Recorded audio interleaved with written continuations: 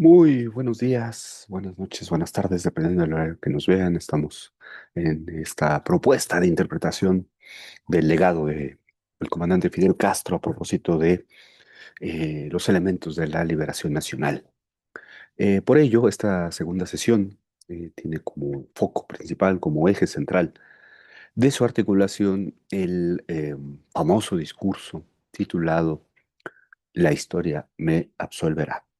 De tal manera que en esta sesión esperamos sea más breve que la anterior, más sintética, más concentrada, toda vez que hemos ya adelantado en nuestra primera transmisión el eje central de la interpretación, los, las tres dimensiones que conviven en la forma de intervención política de Fidel Castro, que es esencialmente la palabra, la voz hablada, según García Márquez, que serían los elementos nacional revolucionarios propios de una larga, larga tradición latinoamericana, explicable a partir del contexto de la inserción subordinada al mercado mundial, la respuesta política a esta condición económica, los elementos de la solidaridad internacional, especialmente aquellos que podrían ser considerados como de efectos descolonizadores, no solo por la fundación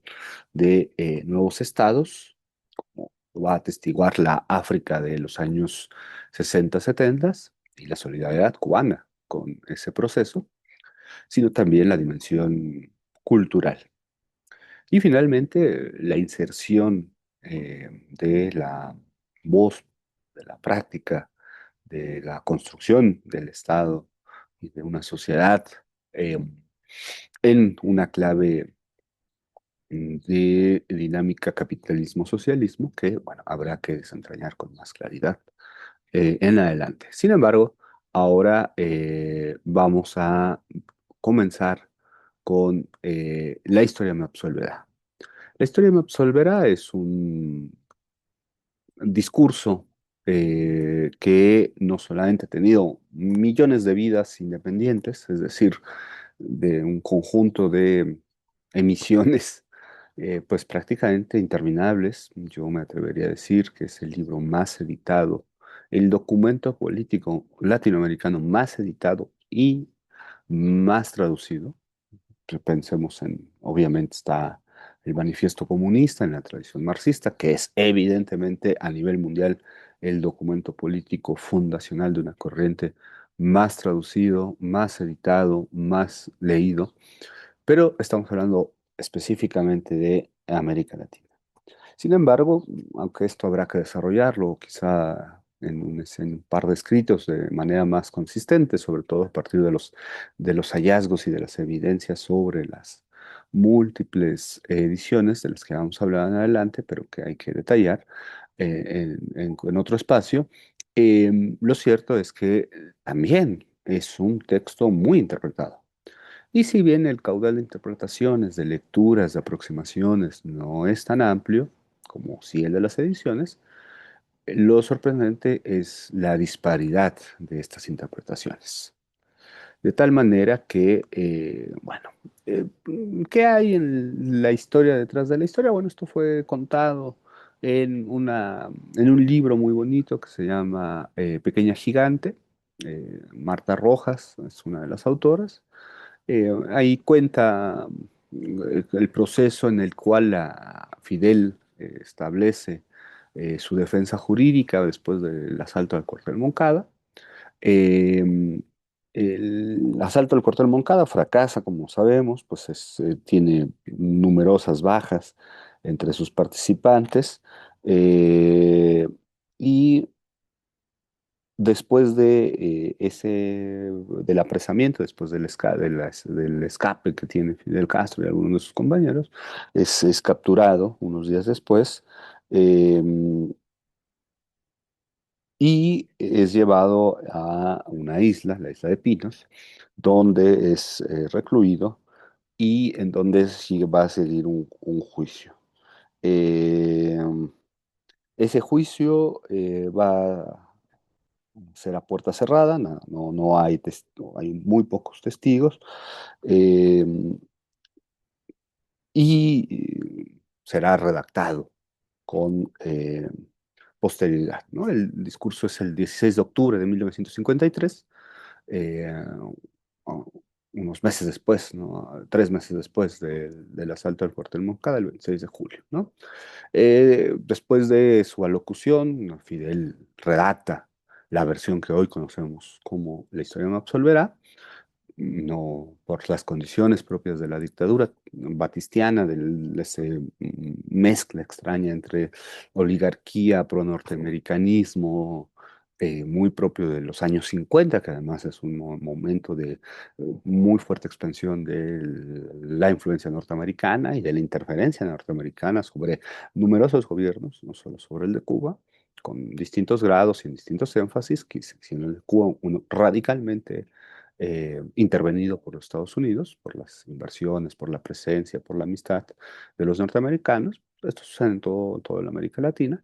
Tiene que salir de manera clandestina, ¿no? Entonces ahí en ese libro que está en la página web de esta, en la página dedicada dentro de mi sitio web a este curso, está ahí el link al libro La Pequeña Gigante, que ustedes pueden irse viendo. Fidel, después de que logra sacar en fragmentos, en hojas dobladas, escritas de una cierta manera clandestina, eh, solicita a Melba Hernández y a Aide de Santa María eh, la edición de aquel discurso como un objeto de propaganda. Entonces, esto es muy interesante porque la idea es un objeto de propaganda frente a un público, frente a un contexto muy determinado.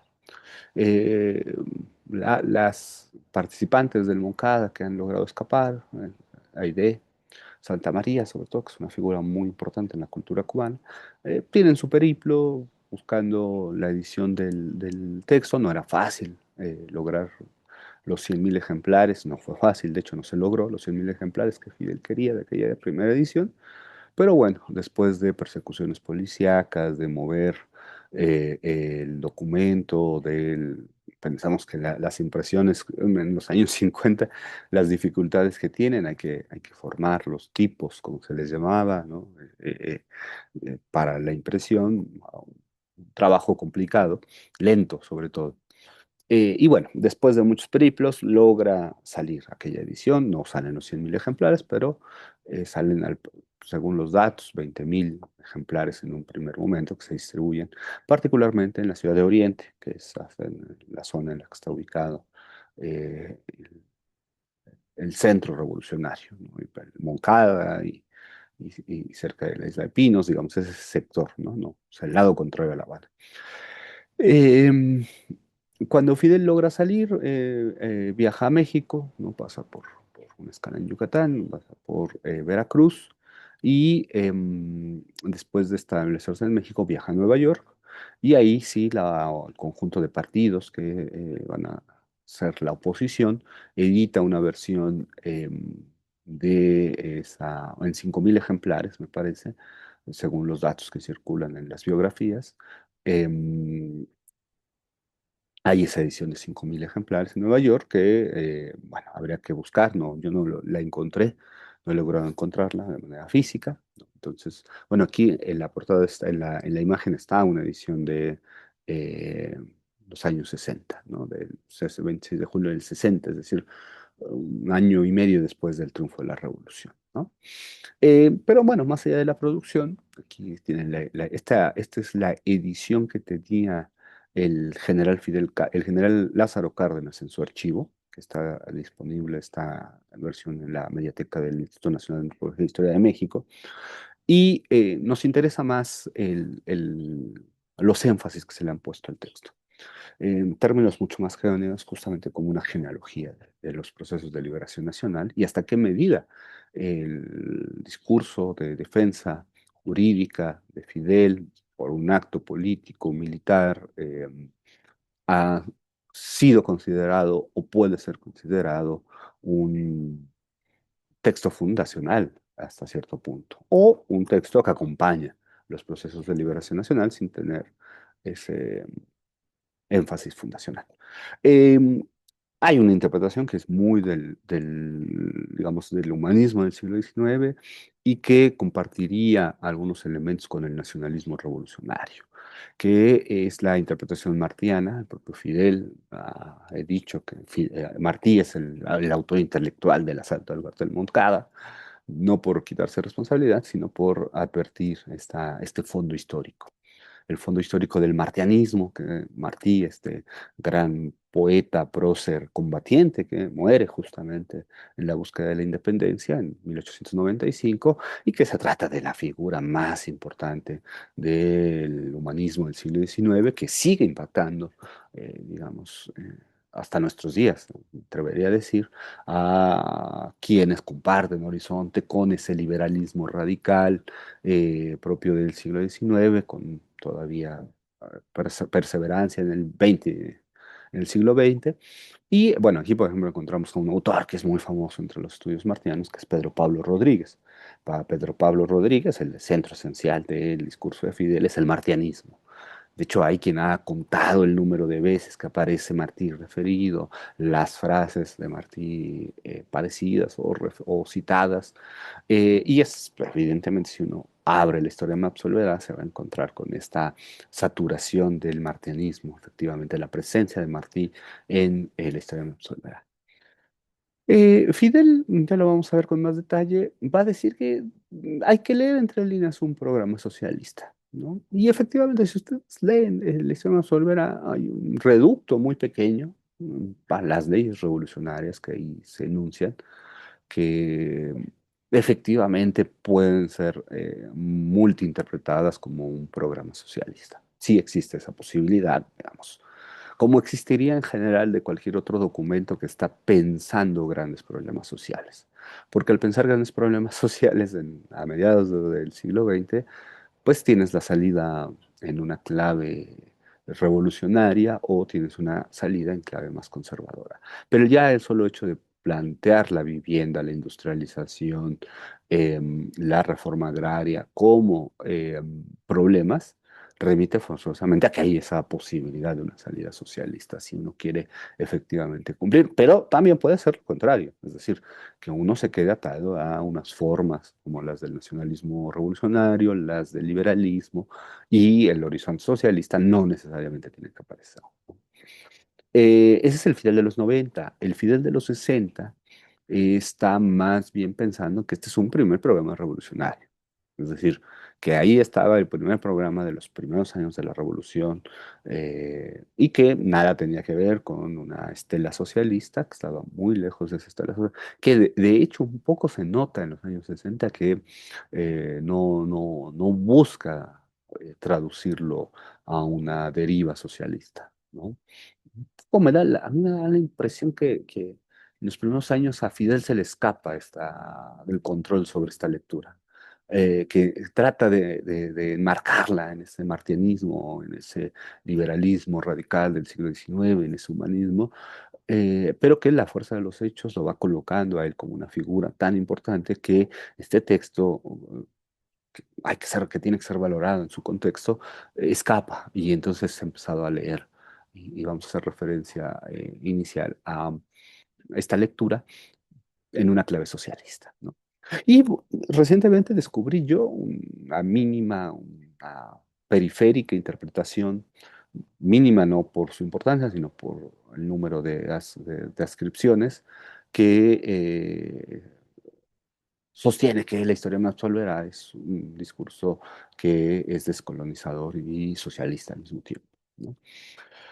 Eh, pues un poco el problema de la interpretación es que estamos transformando el texto, ¿no? Es decir, todo ejercicio de trabajo teórico sobre cualquier documento, sobre cualquier texto, eh, clave filosófica o en clave empírica, política, remite necesariamente a una transformación del propio texto.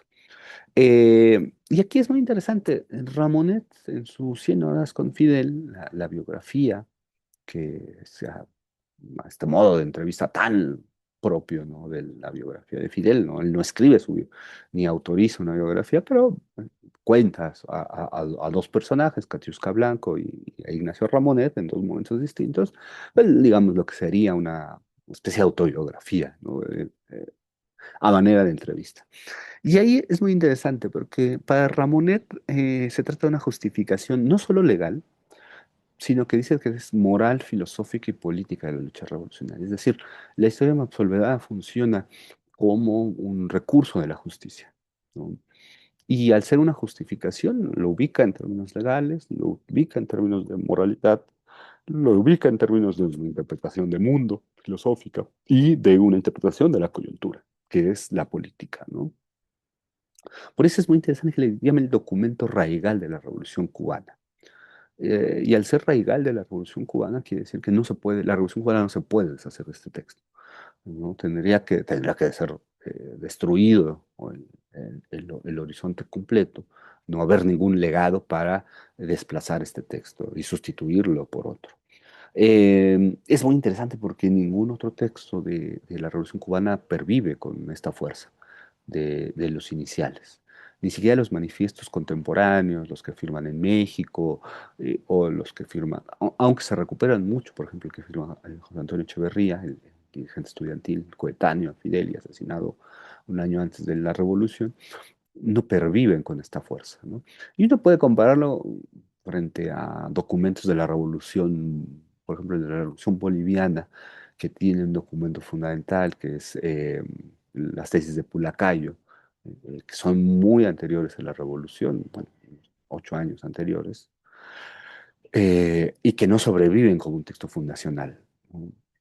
O puede pensar los distintos programas en la Revolución Mexicana y lo que va a encontrar es una pluralidad. O sea, está el plan de San Luis, está el plan de Ayala, está el plan de Agua Prieta. Es decir, hay una infinidad de posibilidades. El plan del Partido Liberal Mexicano, de los protonarquistas. Es decir, ahí hay, y perviven además.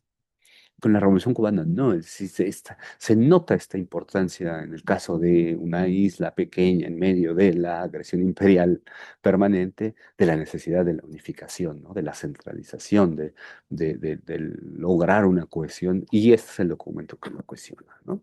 Y bueno, Ramonet le da un giro latinoamericano, es decir, que bueno, que en la historia del pensamiento político y la acción revolucionaria de Cuba y de América Latina. Y yo creo que en esto sí guarda razón Ramonet al decir que eh, se trata de un alegato que no se busca replicar, pero que se tiene en el horizonte.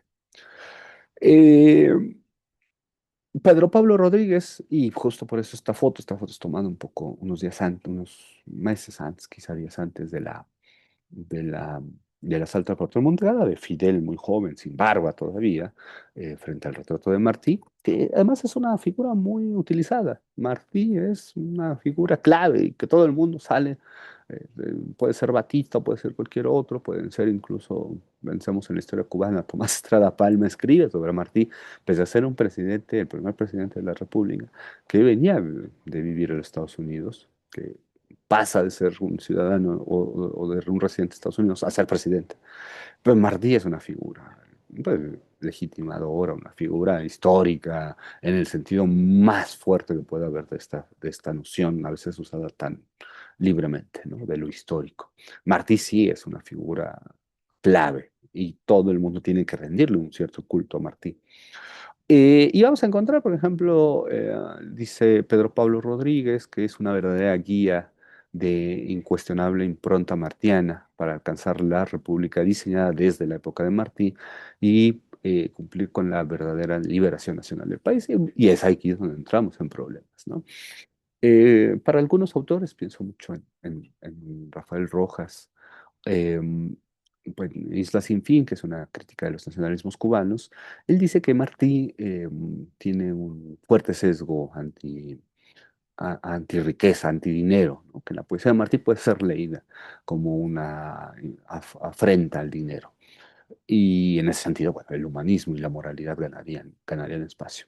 Pero que sin embargo, y en esto me parece que es el gran debate entre los martianos, que de hecho no hay una república martiana diseñada. Por eso, esta sería la contraparte, ¿no? Del de la interpretación de Pedro Pablo. Para Pedro Pablo Rodríguez sí hay una república martiana diseñada desde el siglo XIX, ¿no? Y que estaría conformada, según después lo vamos a ver en Fidel mismo, por la centralidad incluso del partido, es decir, la unidad del pueblo, ¿no? En una figura que sea el Partido Revolucionario Cubano, fundado por Martí, que de hecho en algún momento ya seguramente referiremos más a esto. Fidel insiste que el fundador del partido es Martí, no Lenin, ¿no? Aunque en algún momento, pues obviamente Lenin va a tener mucha centralidad, es más bien Martí, ¿no? Y está esta ambigüedad respecto a si hay una república martiana, si hay el diseño institucional, programático de grandes trazos, o si hay una ambigüedad tal que es posible achacarle a Martí cualquier figura institucional.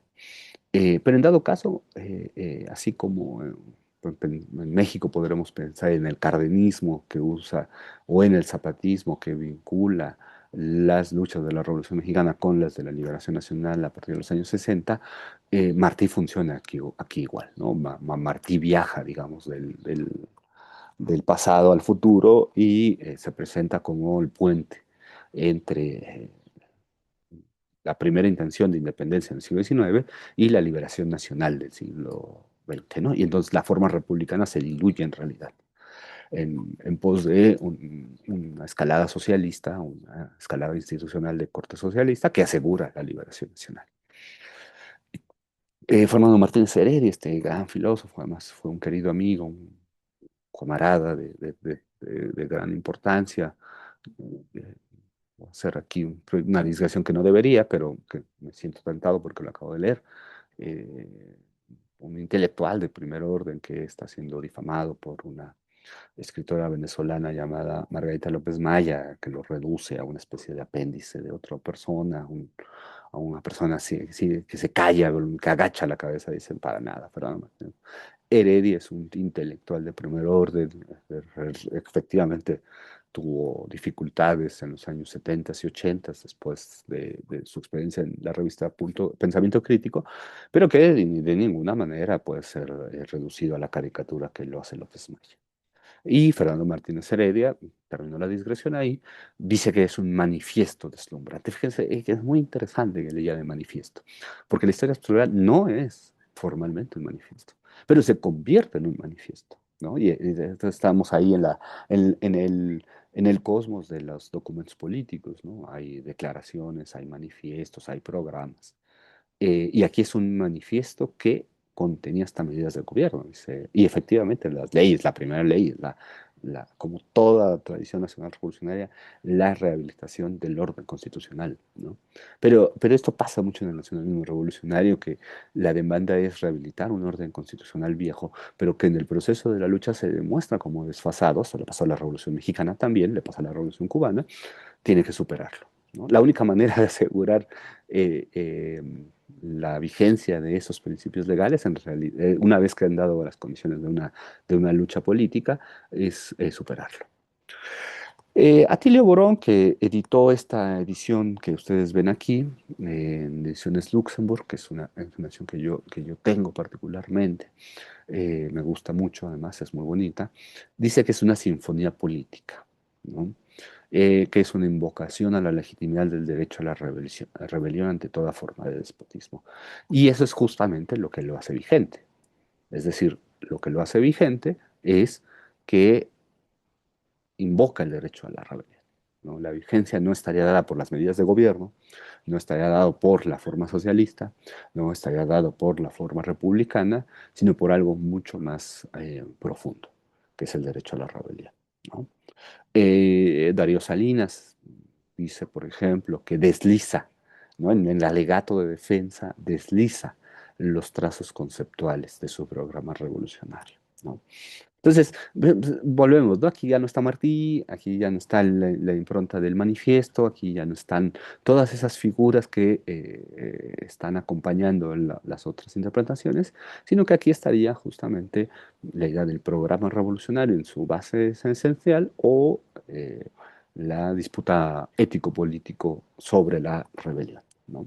Lo cual lo hace más vigente en realidad, ¿no? Esa sería la idea, es la idea de la vigencia. De todas estas interpretaciones que estoy ahora dando a pincelazos y que habría que trabajar con mucho más detalle, con mucho más prontitud, con la seriedad que merece el asunto, pero que aquí solo delineamos a manera de compartir con quienes escuchen estos, espero que escuchen hasta este momento, es la de René de Pestre, ¿no? O de, no sé cómo se pronuncia en francés, o así lo pronuncio en español, el poeta haitiano, ¿no? Poeta, ensayista que acompañó buena parte de la gesta cultural de la Revolución Cubana, hasta que en algún momento se aleja de ella, ¿no? Y hoy estaría muy lejos de pero que sin embargo sus textos de los años 60, 70 son muy sugerentes, ¿no? Dice de Pestre, se trata, sin lugar a dudas, del discurso del método que faltó hasta entonces al proceso de descolonización de Cuba y América Latina. Decimos discurso del método de nuestras luchas de liberación, no con referencia académica eurocentrista, obviamente se refiere a Descartes, francés, haitiano, obviamente cultura francesa, hay vínculos importantes a los fundamentos del racionalismo moderno, sino porque concretamente en ese texto maestro, muy interesante que le llama texto maestro, su autor aplica la metafísica y causa aberrante del sistema neocolonial el récord y pasión de un método crítico, coherente en todos sus niveles conceptuales, y racionalmente adaptado a la realidad cubana. Y dice de inmediato, en la historia me absorberá, la fe en el patriotismo del pueblo es el eje en torno al cual giran la exposición y análisis detallado de los hechos del Moncada. El concepto de pueblo es el que más se usa, se utiliza alrededor de 60 veces, unido con todos los campos magnéticos del discurso. Cuando Fidel evoca en su exposición el papel que deben desempeñar los soldados de la nación, la dialéctica de las relaciones entre el pueblo y el soldado. Bueno, y sigue. Vienen de citar a Paul Suez y a Baran, que califican al discurso como un gran discurso, una pieza de oratoria impecable. eh, y después agrega esto de Pestre. Y esto es muy interesante porque esta es una salida que no había tenido la historia me absolverá o que no tiene salida en otros espacios, ¿no? De hecho, después de Pestre prácticamente yo no he encontrado, probablemente sí lo haya, pero no lo he encontrado, otra acepción de esta naturaleza. Porque encontramos la versión socialista, la versión republicana, la versión martiana, los más críticos, digamos, del proceso revolucionario, que se toman en serio el trabajo de pensarla, que los hay. Dicen, bueno, esto es en realidad republicano, estaba pensando en la Constitución de 1940 cubana. Es martiano, evidentemente, ¿no? Por su presencia conceptual, pero también por su ambigüedad estructural, organizativa. Y De Pestre es el único que va a darle esa salida por la vía de la descolonización. Entonces uno se puede preguntar con legitimidad hasta qué punto De Pestre está forzando y hasta qué punto está trascendiendo esta versión republicana y socialista. Y entonces al ser descolonizadora, el objeto de la descolonización o el sujeto de la descolonización es el pueblo. Y aquí le está arrebatando al liberalismo y al republicanismo el concepto de pueblo. No, no, no, el pueblo no pertenece a ellos. El pueblo del Islam absolverá es un pueblo descolonizado, ¿no? Es un pueblo plebeyo hasta cierto punto. El objeto de la descolonización es el pueblo plebeyo. El sujeto, objeto, objeto, sujeto, objeto de la es el pueblo plebeyo, ¿no? Entonces, claro, en estos años, entre 53 y 61, el pueblo en Fidel juega un papel muy en clave plebeya, ¿no? El desposeído, el humillado. Y eso es lo que lo vuelve trascendente al sujeto liberal ciudadano, y que definitivamente no aparece, y al sujeto socialista clase, ¿no? Pensando en un horizonte más cerrado de interpretación. Entonces, resulta clave esta acepción de Pestre y me atrevería a decir que es una línea de investigación no, porque no es la historia no absolverá, es justamente el entronque entre Fidel y la liberación nacional, el paso del nacionalismo revolucionario está en el pueblo, a la liberación nacional, está en el concepto del pueblo y el programa político de la descolonización. Es decir, Cuba sí es parte de América Latina, somos países, repúblicas independientes desde el siglo XIX, pero en realidad estamos a la espera de los procesos de descolonización que están ocurriendo en la posguerra, y pues, especialmente en África, aunque también Asia. Es decir, lo que vuelve unidad al mundo no es otra cosa que las gestas por conseguir su independencia y su soberanía de los pueblos. No, no, las clases no consiguen soberanía, son los pueblos los que consiguen la soberanía. El propio Fidel ha dado una interpretación, ¿no? Ahí yo tengo tres ubicadas como muy claras. La de 1962 en un discurso que le da a unos jóvenes, dice que él no espera, no aspira a que la historia absolverá sea una historia clásica del marxismo, sea una obra clásica del marxismo. Dice que muy modestamente es la expresión de un pensamiento avanzado. Eso es Fidel en el 62. De hecho, dice, no, no, no, no estudien en las escuelas de instrucción revolucionaria, que son unos organismos que existen a principios de los años 60, antes de la fundación del Partido Comunista, y que generan grandes debates sobre qué marxismo se está estudiando. Paréntesis, la Revolución Cubana recibe todo tipo de marxismo, recibe el marxismo norteamericano, recibe el marxismo europeo, el marxismo francés pro-chino, el marxismo latinoamericano, el marxismo italiano, entonces, todos los marxismos y también la ortodoxia más cerrada soviética o prosoviética de algunos países, ¿no? O sea, está Sartre y Garaudí, está Althusser y Bettelheim, ¿no? Todos están ahí. Bueno, les dicen, no, no estudien la historia me absolverá. Yo no quiero que estudien la historia me absolverá. No es una obra de marxismo. Sí, la importancia, ¿no? Estamos en el momento posterior a la declaración socialista de la revolución y bueno, se vuelve muy importante, ¿no? Eh, en la entrevista con Katiuska Blanco, soldado, guerrillero del tiempo, dice eso, hay una correspondencia entre el pensamiento socialista y la fundamentación política del derecho a la insurrección. Dice que es parte esencial de la doctrina socialista, que es el derecho a la rebelión. Eh, Aunque no era todavía un problema socialista, la parte económica y la parte social son bien claras, aspira a un pensamiento socialista, ¿no? La preside tal pensamiento, ¿no? Un poco los debates, un poco, me parece a mí, de perogrullo ahí, saber si ya era socialista, no sé, pero el horizonte, ¿no? Efectivamente hay un horizonte tan radical que puede pasar del nacionalismo revolucionario, del liberalismo al nacionalismo revolucionario, del nacionalismo revolucionario al socialismo, mediado por la liberación nacional, ¿no? Que es justo lo que falta en la interpretación de Fidel. En la autointerpretación de Fidel no aparece distinción entre nacionalismo revolucionario y liberación nacional, y socialismo, ¿no? Parece que brinca de un lugar a otro. Y bueno, con Ramonet es muy claro, dice, ahí están los elementos básicos de una futura revolución socialista, ¿no? Es decir, ¿por qué es importante esto, en esta interpretación? Porque lo que habilita es decir, el socialismo no es teoría exportada. El socialismo es el horizonte socialista entendido como un escenario radical de igualdad y justicia, es fruto de las propias luchas del pueblo, de los suelos de la sociedad, de las condiciones concretas de los países. No es teoría exportada, no es Lenin, no es la Unión Soviética, es el fruto de la propia contradicción interna, local, nacional. ¿Por qué? Porque los países de América Latina, si quieren ser independientes, tienen que pasar por el nacionalismo revolucionario. Pero al toparse con los límites del nacionalismo revolucionario en cuanto a acuerdos de clase, formas concretas de operar en instituciones, tienen que saltar. Y entonces el único salto radical es el socialismo. Entonces, todas estas interpretaciones nos devuelven al punto que ya señalamos en la primera sección, en la primera sesión.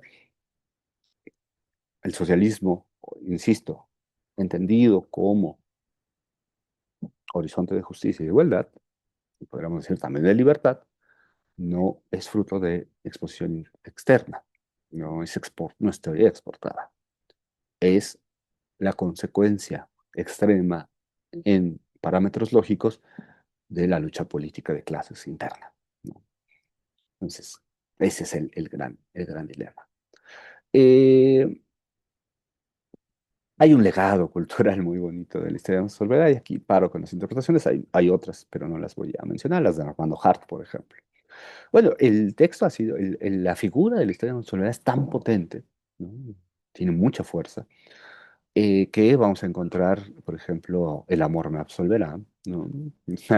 Un juego de palabras, ¿no? Luis Báez en Absuelto por la historia, evidentemente también pues, jugando. El poeta mexicano Santiago Mario Santiago Papasquiar, bueno, seudónimo, la historia nos absorberá, dice, ¿no? Entonces, hay un legado cultural, es una frase muy potente, ¿no? Es una frase muy potente que creo que es Rius, el dibujante mexicano en el libro sobre Trotsky, El diablo se llama Trotsky, que dice algo así como, bueno, en realidad la historia no absuelve, porque la historia no es un sujeto. Quienes absuelven son, o quienes condenan, en dado caso, son los seres humanos concretos en cada época histórica, ¿no? Justamente, así como Gramsci escribió la historia contra el capital, o sea, la historia contra el libro del capital, la revolución contra el capital, la revolución contra el libro del capital de Marx, un poco podríamos decir que la historia me absolverá es un capítulo de una intervención en contra de las leyes de la historia, del materialismo, ¿no? De la ideología alemana, digamos, ¿no? Los seres humanos son los que juzgan.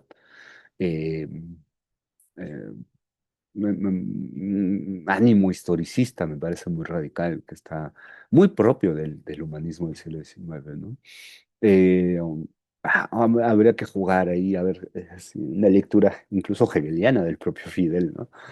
Con esta figura de la historia no absolverá, ¿no? Me parece que ahí hay un tono, sería en términos de Louis Althusser, sería un texto, sin demeritar, usando esta palabra, un texto idealista, producto de una concepción materialista, ¿no?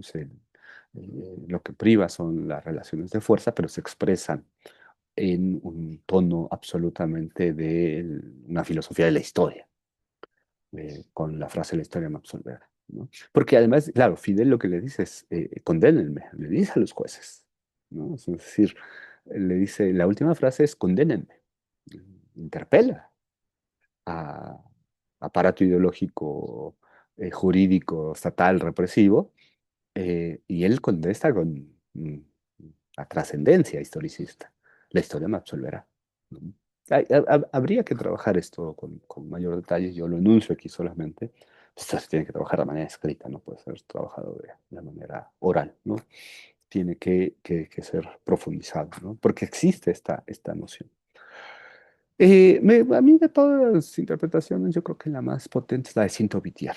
Cinto Vitier, un poeta, un estudioso, un académico, un intelectual cubano, previo a la revolución y posterior, con algunos conflictos ahí. Él te insiste, ¿no? Los puntos de vista jurídico, histórico, político, es una pieza ética de primera magnitud. Epílogo, fíjense, es muy interesante, ¿no? Es el epílogo al asalto. Es decir, la historia de Absolver no se puede entender sin el hecho concreto, ¿no? Pero también dice la fundamentación ideológica de la generación del centenario, que es la generación de 1953, la oposición a Batista en 1953, que está en trance, dice ya, de convertirse en el movimiento 26 de julio.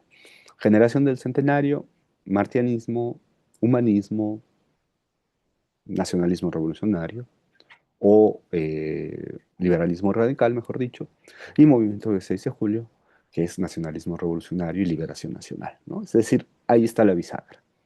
La bisagra es la historia no absolverá, ¿no?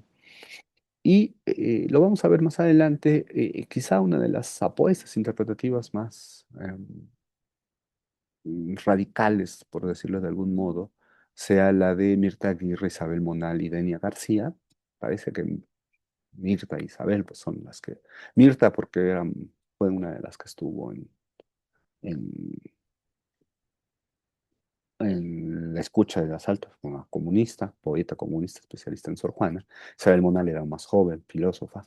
De Denia García no tengo noticias, pero este es uno de los documentos más atrevidos en términos interpretativos, ¿no? Que ya lo vamos a ver. El leninismo en la historia no absolverá.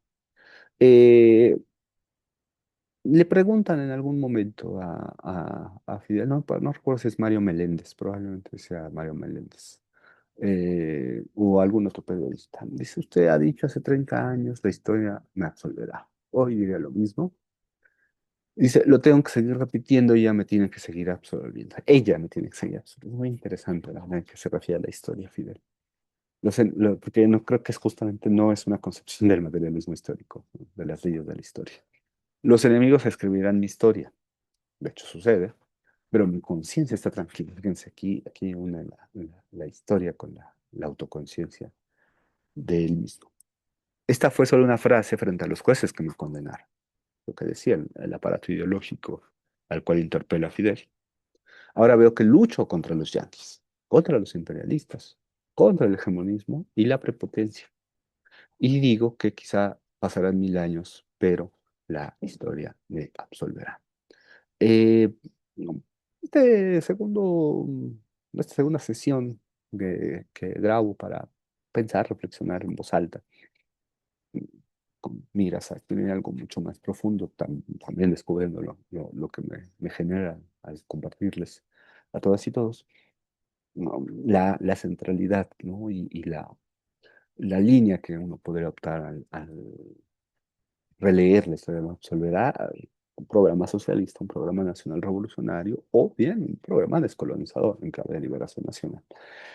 Y ahí es muy interesante contrastar las acepciones que ha tenido entre los cubanos, fuera de Cuba, entre el propio Fidel, e incluso Fidel temporalmente, como lo ha ido. Y vale la pena sentarse a hacer ese trabajo porque demuestra la profunda ambigüedad, y con esto no es un defecto, ¿no? Al contrario, su versatilidad quizá sería más pertinente decir, la versatilidad del documento porque encierra, condensa, aguarda eh, un conjunto de directrices que pueden ser vistas desde distintos miradores, ¿no? Y la pregunta un poco aquí es siempre cómo lo van a hacer cómo lo harán las generaciones posteriores, cómo van a leer la historia, me absolverá las generaciones posteriores, ¿no? Es decir, las actuales, ¿no? Y las del mañana, ¿no?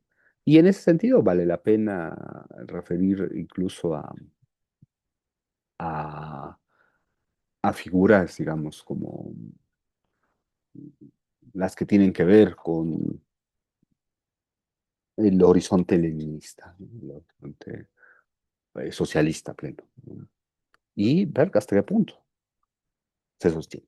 Bueno, vamos a dejar aquí, pero ya se alargó mucho más de lo que esperaba, pero en realidad resulta un texto fascinante. Los esperamos el próximo martes.